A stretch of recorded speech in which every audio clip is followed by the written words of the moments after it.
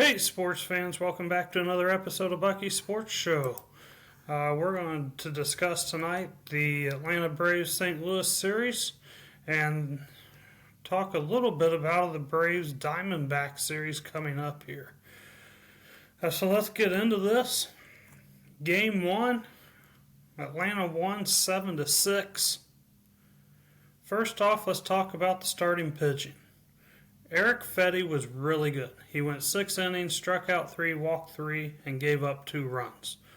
The runs were on an Austin Riley home run. So in all actuality, he gave up 1 bad hit and was able to pitch around everything else. For the Braves, Spencer Schwellenbach went 7 innings, struck out 5, no walks, and gave up 3 runs. And only 2 of those were earned.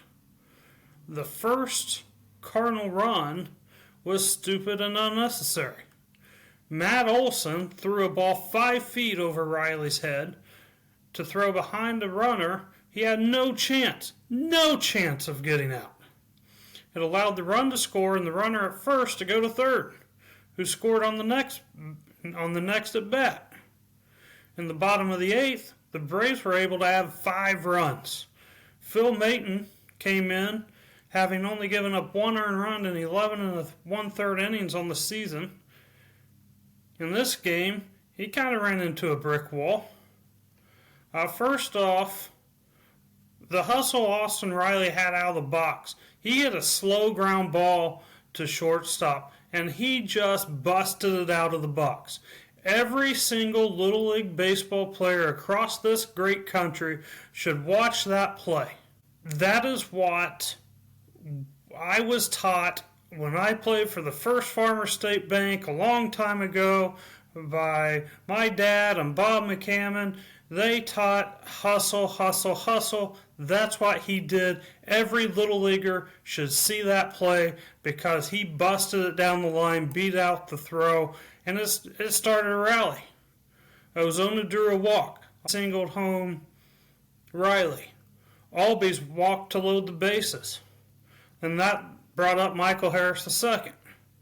Then Cardinals manager Ollie Marmol went with a lefty-lefty matchup to take out someone to that point who'd only given up 2 runs to bring in someone with a 4.70 ERA. We've talked about this on this show before. The lefty-lefty matchup, righty-righty matchup, I don't get it. It plays too much into it. If a left-handed batter can't hit a left-handed pitcher, he shouldn't be a major leaguer. Same thing for a right-handed batter. If you can't hit a right-handed pitcher, don't be a major leaguer. Same thing with the pitchers. If you're a righty and you can't get a righty out, you shouldn't be up there. Same thing with the lefties. And the result, well, it was fantastic.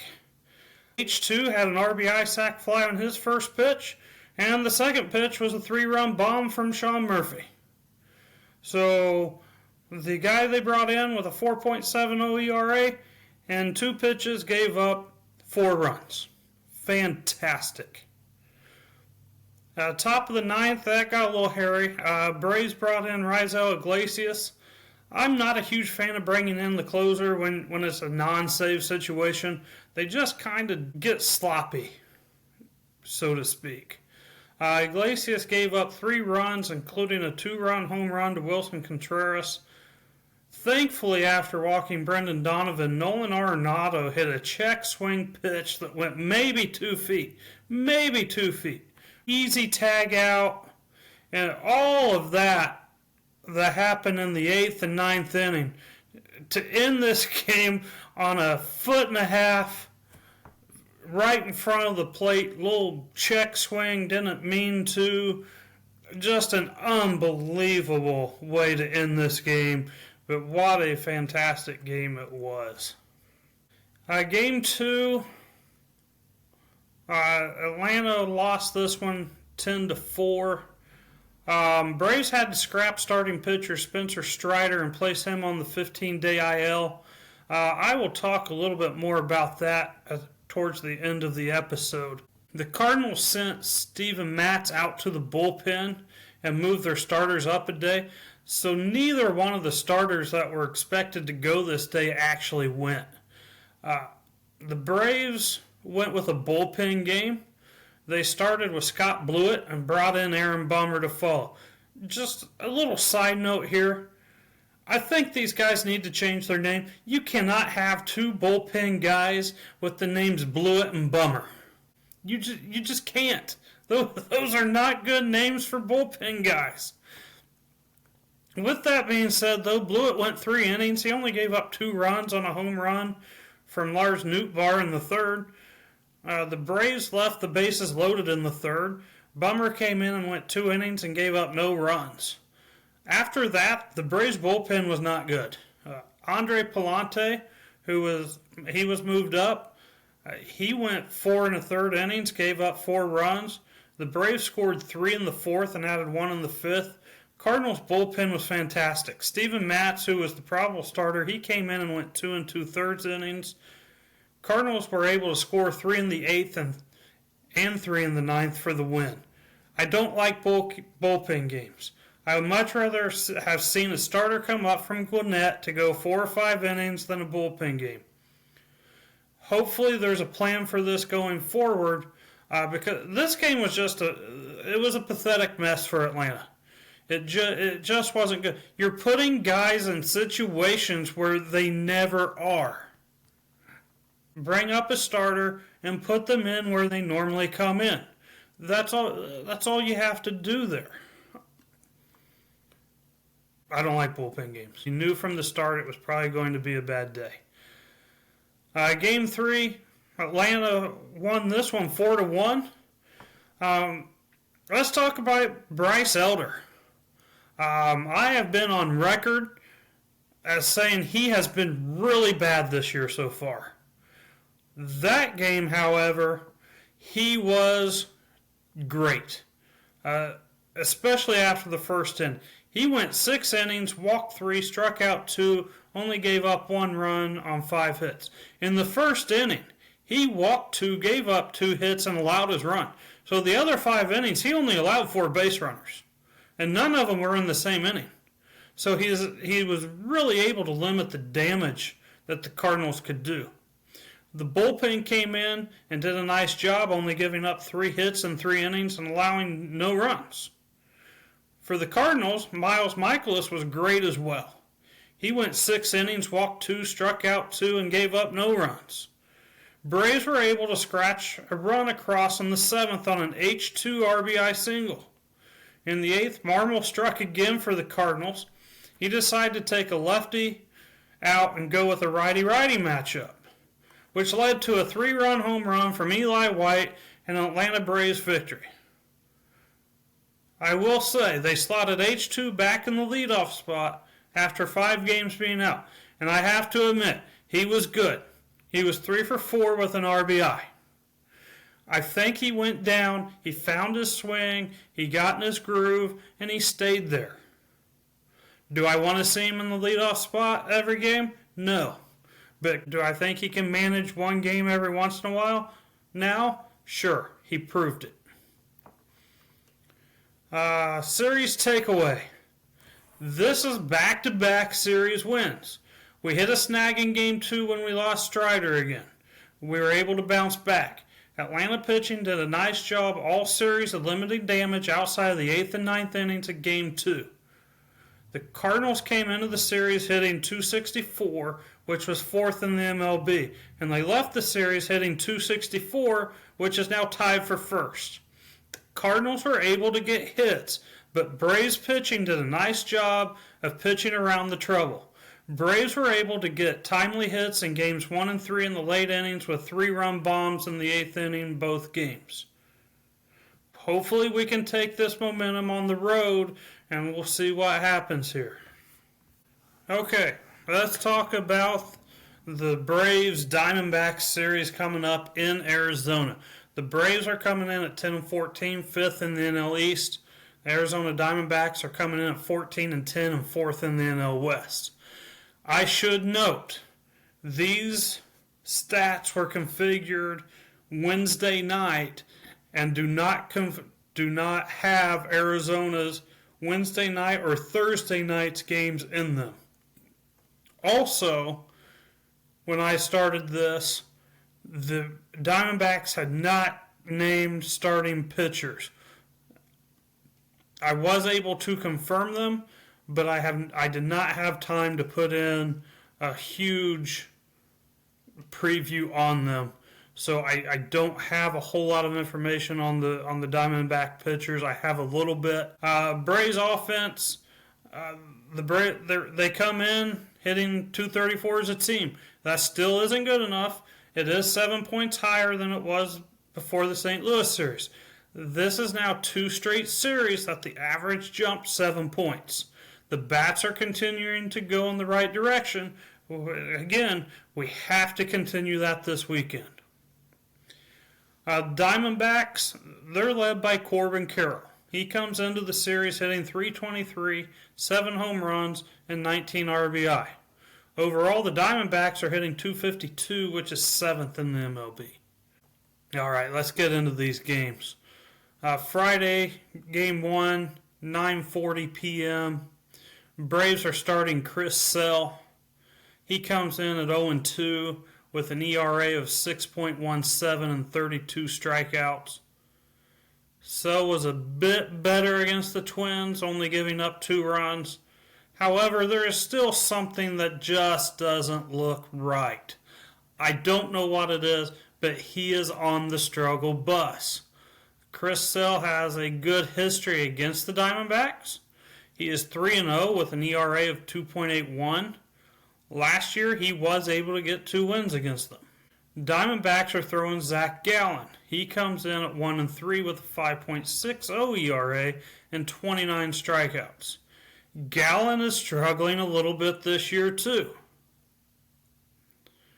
So my game prediction, Sale and Gallen are both struggling this year. I think this could become a game where the bullpen is big. The Diamondbacks bullpen comes in with an ERA of 4.21 compared to the Braves' 4.43. With this game being in Arizona, I think it gives them a slight advantage. The one advantage Atlanta will have is they have an off day on Thursday and Arizona doesn't. So the bullpen will come in with fresh arms. However, with Sale on the mound and his pitching struggles this year, I think Arizona wins this game. I don't have a slight advantage to them. I have advantage Arizona. Game 2 is Saturday, an 8:10 start. Braves are going with Grant Holmes. He comes in at 2-1 on the season with a 3.22 ERA and 22 strikeouts. Holmes has been fantastic in April. He's only given up 4 runs, three of which were in his win at Toronto. The Diamondbacks are going with Merrill Kelly. He comes in at 3-1 with an ERA of 4.73 and 21 strikeouts. He had one bad outing. He gave up 9 runs, giving him his high ERA against the Yankees at the very start of April. That one bad outing is what got him there. My prediction on this game, if this is the matchup we see, I give a slight edge to Atlanta. Arizona against Holmes has not been good. They have 1 hit against him. The Braves have hit Kelly well, and he is 1-2 against them. So I have a slight advantage for the Braves in this game. Game 3, Sunday, 4:10. The Braves are going with Spencer Schwellenbach. He comes in at 1-1 with a 2.56 ERA and 27 strikeouts. Schwellenbach has been the most consistent Braves starter this year. Unfortunately, the offense has not scored many runs for him. So his record does not indicate the good pitching that he has had. The Diamondbacks are going with Brandon Pfaadt. He comes in at 4-1 with a 2.73 ERA and 23 strikeouts. He also is having a fantastic year. His offense has scored enough runs for him. He has had a decision in every single game he's thrown this year. So his four wins he's had in 5 starts. He's been pitching very well. Game prediction, I give a slight advantage to Atlanta. Braves have hit fat well, with the exception of Albies. Albies is 0-6 against him. Everyone else is a 250 or higher, and there's only one person at 250. Everyone else is 333, 300. So the Braves have hit him well in the past. This is Schwellenbach's first start against the Diamondbacks. I think that normally favors the pitcher instead of the hitters. I think that will allow him to throw his pitches freely early and keep his pitch count down. The longer he can stay in the game, the better it will be for Atlanta. If he can go 7, 8 innings, that gives Atlanta a huge advantage. However, with the Braves not being able to score runs, with him on the mound, I have a slight advantage to Atlanta. My series prediction in this one, this is a series that is very important for the Braves. With Arizona sitting at 14-10, they are a potential wildcard team. With the Braves coming off of 2 straight series wins, taking a road series from a potential playoff team would be huge. I think the Diamondbacks win on Friday and the Braves rebound on Saturday, Sunday. Both of the weekend games are 50-50 games in my opinion. I have the Braves in a slight advantage that could very easily go the other way. If the Braves can win this series, that will give them a first road series win. It'll be a huge momentum boost, a huge confidence boost going into next week where they have the Colorado Rockies on the road and then return home for the Dodgers. If they could get 4 series wins in a row before seeing the Dodgers, that would be huge. All right, a couple of side notes here. As I mentioned earlier, Spencer Strider, he has a slight grade 1 hamstring strain. That is the least significant hamstring injuries. His return is to be decided and will be more clear as time at the end of the IL, which right now is setting up May 6th, May 7th, kind of that timeline. Hopefully we will learn more as we get into the May 1st area on when they expect him to come back. Now I want to talk about Ronald Acuna Jr. criticizing Snicker for not disciplining Kelenic for lack of hustle. For those of you that don't know what I'm talking about, in the Minnesota series, Kelenic hit a ball that he thought was a home run and ended up getting thrown out at second because he was in a slow home run trot. Acuna's not wrong here. I have seen Acuna get benched by Snicker for lack of hustle, and his teammate Freddie Freeman even said that we don't play like that here. My question is, why was nothing done or said? Who is the team leader this year? Maybe it's Acuna. If it is, why is he taking heat for stating that there should have been some repercussion for lack of hustle? Freeman didn't get heat when he said it. What's the difference? Is it because Acuna is hurt? At the end of the day, I think it was his way as the best player on the team of saying that lack of hustle is unacceptable. Calling out Snicker for not doing anything is fine too. What is the difference this year from the year he benched Acuna? At the end of the day, if the manager doesn't care, who is going to? If Snicker doesn't think that this team is good enough to make the playoffs and contend for a World Series, is that why he's not saying anything or doing anything with Kelenic? Because he would have yanked Acuna out a couple years ago for that. So I do not blame Acuna one bit for anything he said about that situation. In fact, I agree with him, And I hope that falls on ears, and at the end of the day, that this team kind of takes off, and there should not be any dissension in the locker room when Acuna comes back, because he is dead right. And anyone that doesn't like that, I could care less, because he is right. Players are soft, and someone needs to step up and be a team leader and call out lack of hustle. With that being said, follow, like, subscribe, comment. Shoot me an email at buckysportsshow@gmail.com if you want anything discussed or questions, or if you want to tell me how wrong I am, that's fine too. Again, that email is buckysportsshow@gmail.com. And we will see you Sunday evening when we talk about this Braves series with the Diamondbacks and preview the Rocky series. And with that, enjoy the games and go Braves!